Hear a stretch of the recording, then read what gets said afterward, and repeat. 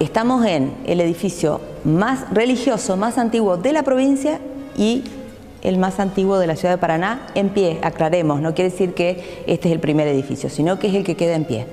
Y esto nos sirve para reflexionar acerca de por qué queda en pie. Y queda en pie justamente porque tiene una materialidad que lo permite.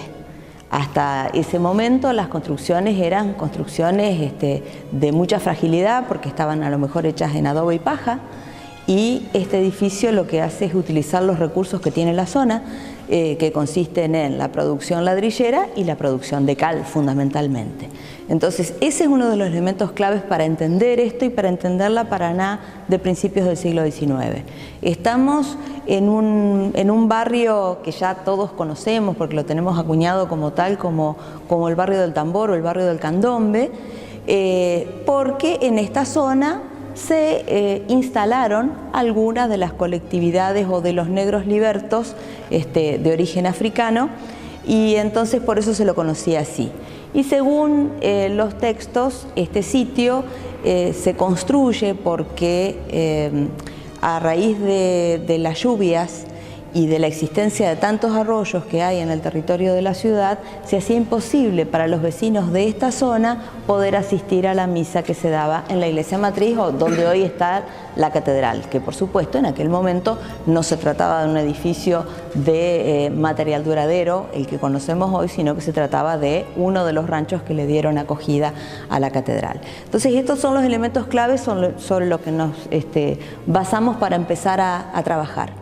La antigüedad del edificio y la existencia de este edificio nos permiten trabajarlo como documento en sí, ya que no hay documentos de base, no tenemos planos de base. Acá lo que hubo que hacer es reconstruir planos. Entonces, no tenemos planos de base, ¿por qué? Porque no era costumbre tener un registro de las obras que se hacían, y menos en una ciudad que no tenía fundación como Paraná. Lo que sí obra como documentación de este edificio es el libro de donaciones. El libro de limosnas, con el que se asientan las donaciones de los vecinos de la ciudad para aportar a la construcción de esta obra. Y allí aparecen justamente los nombres de los comerciantes, en general son empresarios ligados a la producción calífera, que hacen un aporte que es proporcional a la venta que realizan en el puerto, digamos. Eso es lo que aparece asentado en el libro. Sumamos al equipo, digamos, mejor a historiadores, sumamos equipo ingenieros que pudieran ayudarnos en la develación de los procesos constructivos, sumamos también a especialistas en comunicación, pero por otra parte tuvimos que convocar a un especialista en arqueología urbana para poder utilizar también ese método como criterio para encontrar más información del edificio que no teníamos. Y sin duda que esta restauración o puesta en valor es un desafío enorme para este grupo de profesionales, que no solo investigó la historia del edificio en cuestión, sino que también realizó procesos que se asemejan mucho a la arqueología urbana. Mediante ese método de la prospección, lo que se pudo determinar es cómo está ejecutado este piso. Este piso original era un doblado de ladrillos que estaba colocado sobre una cama de tierra muy bien apisonada. Tanto es así que hubo un punto en donde no pudimos seguir cavando, porque la propia compacidad de la tierra nos impidió que eso sucediera.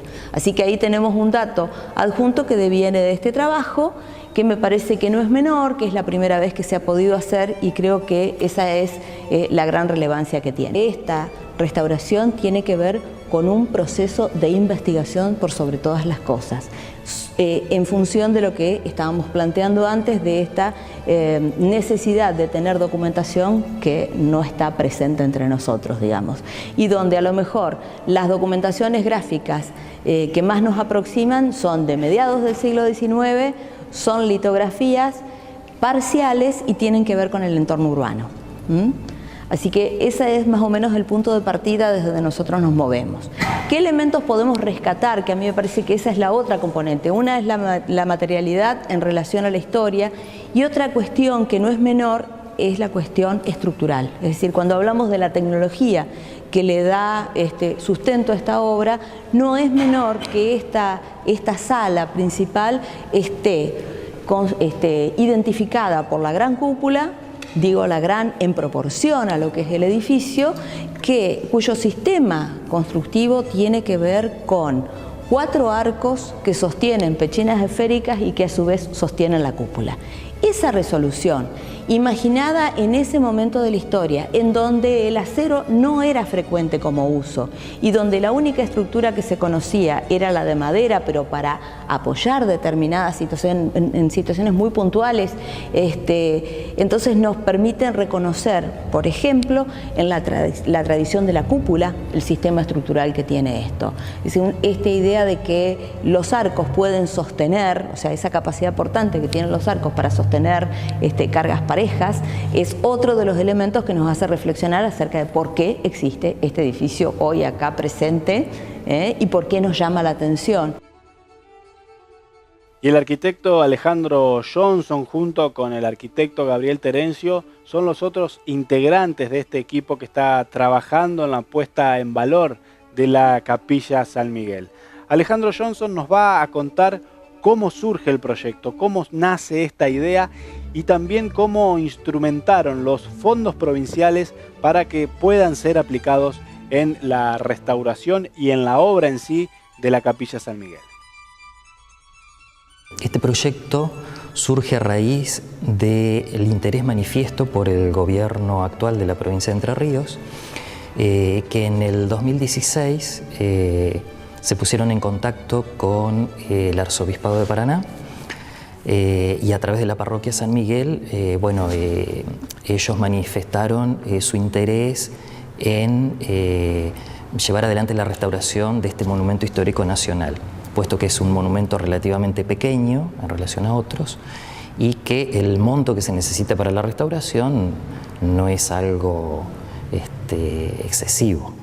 Al no ser un bien del Estado provincial, al ser un bien del arzobispado, el gobierno planteó el tema de que si bien ellos podían poner los fondos, tenía que ser el propio arzobispado, a través de quien él designara, quien llevase adelante toda la parte de gestión y administración de esos fondos. De esta manera, recayó la responsabilidad sobre la Fundación San Miguel. Bueno, la importancia radica en que ha estado oculto mucho tiempo, no hubo posibilidades de restauración, de abrirlo a la comunidad por parte de la curia y bueno, comenzó también la preocupación de visibilizarse a través de arquitectos de la parte privada, áreas como la Comisión Municipal de Patrimonio, como áreas patrimonio de la provincia desde los años 90. Siempre fue la preocupación de que se restaure y que se abra a la comunidad. Tal es así que se logró en el año 2000 la declaratoria de Monumento Histórico Nacional. Eso fue un puntapié muy importante. Y también la conformación de la Fundación San Miguel Arcángel en el año 2005. Ese año fue en el mes de diciembre una primera visibilización al abrir la capilla y hacer una especie de visita guiada a un numeroso público. Después, oficialmente en el año 2015, el gobierno de la provincia abre la capilla en agosto de ese año con un numeroso público, casi cerca de 200 personas y una representación teatral, un poco contando la historia de la capilla, y eso también posibilitó que en noviembre de ese mismo año de 2015 y noviembre de 2016 participara, sin ser museo la capilla y sin ser un organismo provincial, sino privado, se sumara a la Noche de los Museos Entrerrianos, también con numeroso público. Fueron visitas guiadas. Poco a poco la gente va entendiendo y comprendiendo la importancia de este bien. La mayoría de la gente no la conoce como capilla, no comprenden que esté adosada a la iglesia San Miguel.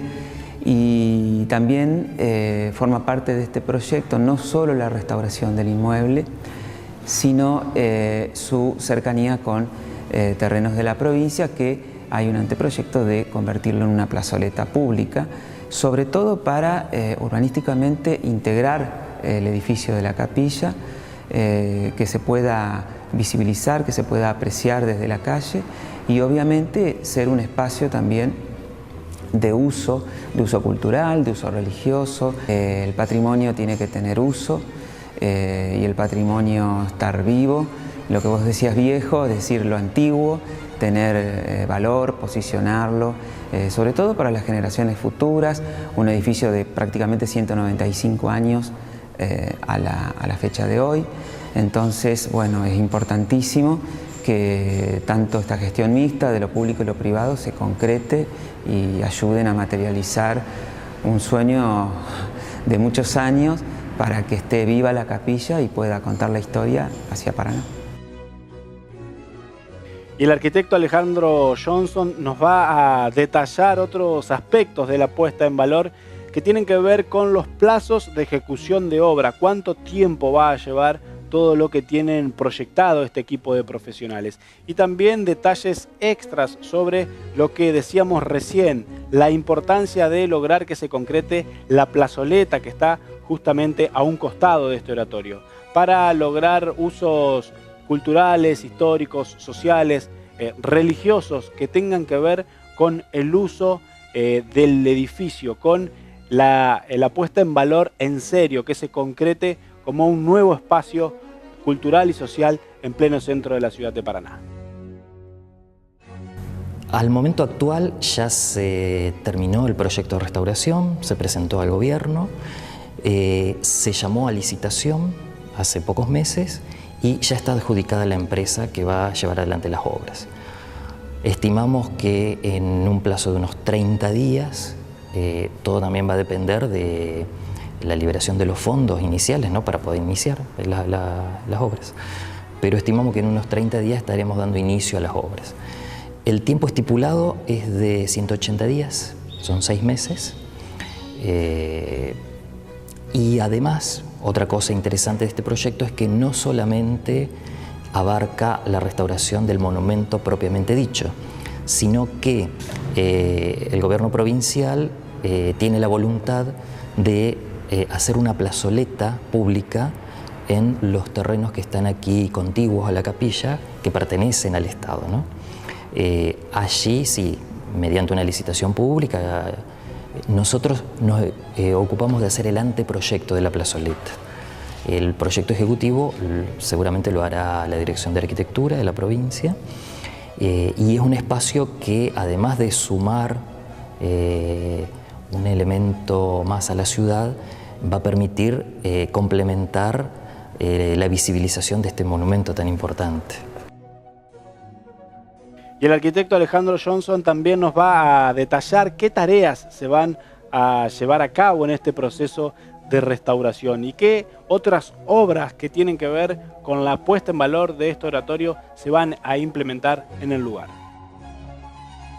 La empresa va a hacer todo lo que es la obra gruesa, es decir, todo lo que es la parte de revoques, restauración de revoques, tiene que complementarlo con análisis de los revoques existentes para poder llegar a elaborar un revoque lo más similar al original posible. Tiene que hacer tareas de consolidación de muros y de revoques que quedan, tareas de sellados de microfisuras en la cúpula, tareas también que tienen que ver, un poco hay que entender la tipología de la capilla. Se trata de un espacio central coronado por la cúpula principal y a ambos lados tiene 2 salas laterales. Esas 2 salas laterales hoy tienen una cubierta de chapa que no es original, fue intervenida, creemos, no hay registros documentales, pero creemos que ha sido hacia fines del siglo XIX. Esta iglesia originalmente no tenía un techo de chapas, las chapas no existían en el 1820, 30. Por lo tanto, esas 2 cubiertas las vamos a hacer a nuevo y vamos a tratar, si bien no va a ser, digamos, materializada de la manera como fue la original, porque no tenemos registro y no podemos adivinar cómo era, Sí vamos a tratar de que sea una técnica lo más parecida a cómo se hacían las losas de azoteas en aquel entonces. Otras tareas que tiene que hacer la empresa son la restauración de las aberturas. Todas las aberturas, si bien algunas no son las originales, ya tienen un tiempo suficiente en el edificio, ya podemos decir que forman parte de su historia, ¿no? La que sí nos atrevemos a decir con toda certeza que es la abertura original es la puerta principal.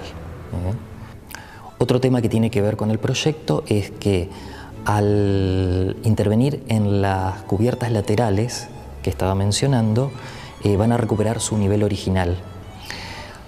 Cuando se las hizo de chapa, ese nivel se alteró y se subieron, lo cual hizo que dos ventanas ovales que están en los laterales del espacio central fueran cegadas, con lo cual cambió también la espacialidad desde lo lumínico en la capilla.